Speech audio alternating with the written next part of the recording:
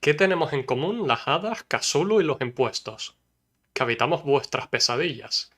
Y este monstruo bajo la cama demanda más calcetines. Si mi ambientación ideal sería la fantasía medieval, mi género predilecto sería el terror, o al menos la estética de este mismo. Hay un elemento muy atrayente en un terror bien construido, que lo hace indistinguible de una novela de misterio. Sin embargo, los misterios que os traigo hoy no quieren ser desvelados. Hoy hablaremos del tipo de terror con el que estaréis más familiarizados, el terror cósmico.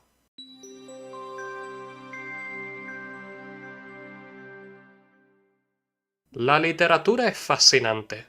Es un vehículo para experimentar historias y emociones otrora inalcanzables. El terror, siendo una de estas emociones, tiene un estrecho vínculo con la humanidad.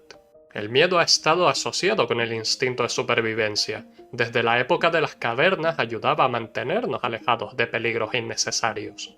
Al mismo tiempo, el miedo es el principal impulsor de conocer y descubrir el mundo, lo misterioso. El misterio es una de las razones por las que se llevan a cabo la mayoría de investigaciones. El ser humano es uno de lógica y razón, de buscar patrones en las cosas que nos rodean aunque no los haya, de analizar y descubrir por qué nos dan miedo las cosas, de racionalizar lo irracional. Pero, ¿y si nos topamos con un misterio que no quiere ser desvelado?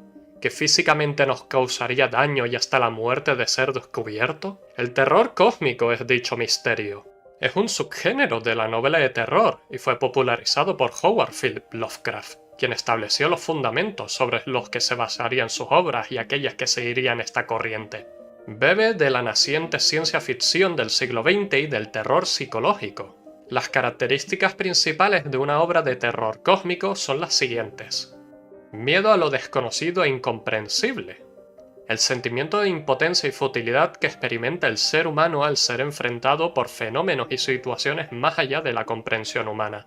El horror fruto del descubrimiento de que constructos humanos como leyes, moralidad, intereses y ambiciones no tienen cabida frente a la inmensidad de un universo indiferente.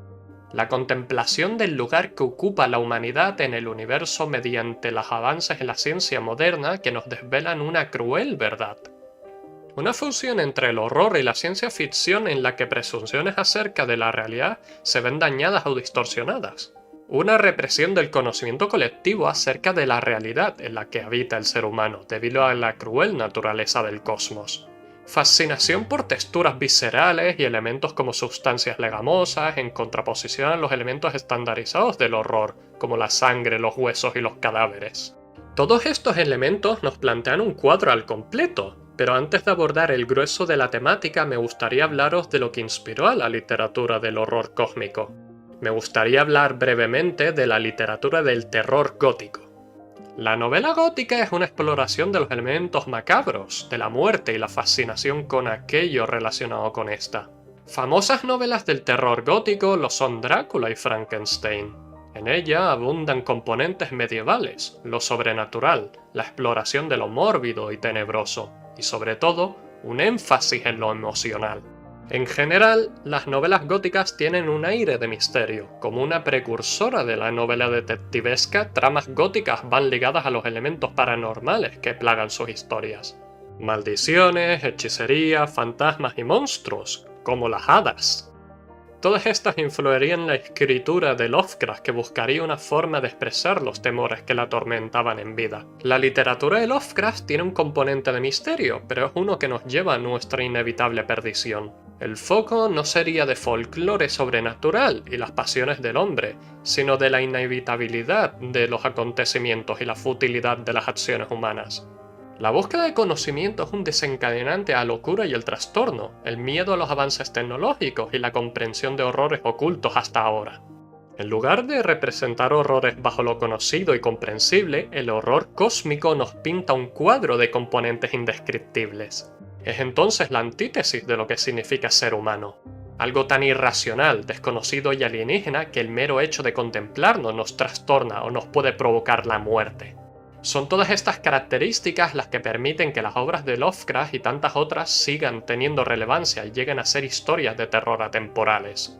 porque nos da todos los componentes que necesitamos para construir nuestro propio terror en la imaginación, dada su naturaleza ambigua. No cabe duda entonces de por qué tantas obras tienen como inspiración los mitos de Cthulhu o la literatura de horror cósmico. Desde tributos directos como lo son Bloodborne y Darkest Dungeon con su estética y mecánicas a representaciones más sutiles como las que podríamos hallar en Dragon's Dogma o Berserk. Aún así, no he dicho todavía por qué tengo una cierta predilección por el terror cósmico, y de eso vamos a hablar ahora. Vamos a hablar del componente psicológico en el terror cósmico. The front line of this war is not in the dungeon, but rather inside the mind.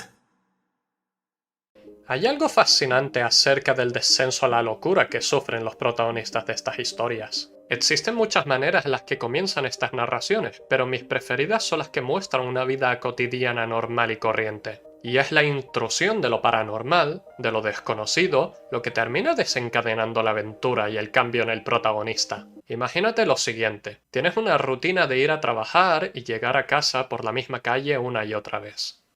Esa calle siempre ha estado infestada de gatos.